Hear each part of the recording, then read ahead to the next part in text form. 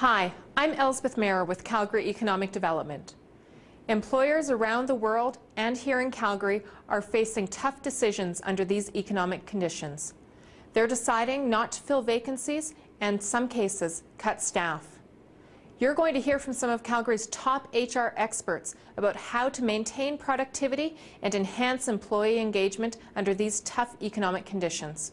If there's one person left standing in a battle zone, that person might be saying, "Why me?" If survivors don't understand why Joe or Sally or whoever was exited, that creates uncertainty for them. You find their level of commitment, trust, and motivation starts to go down.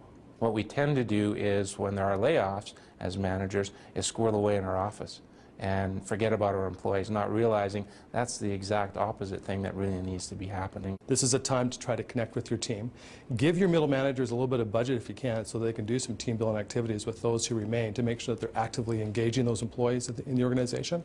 But I think most importantly, make sure that you train them on how to comment and talk about what's going on. How you treat the people who are exiting the organization is a vital factor influencing how your survivors are going to feel as they continue on.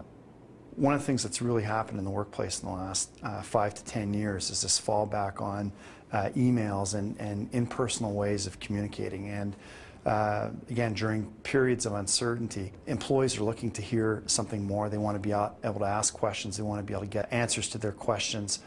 So it's really more of an interactive model. Make sure you're paying attention to your high performers.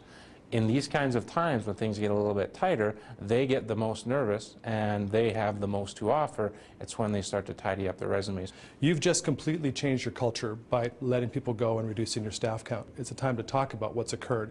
And it's really important to involve all of your employees in that dialogue and that discussion.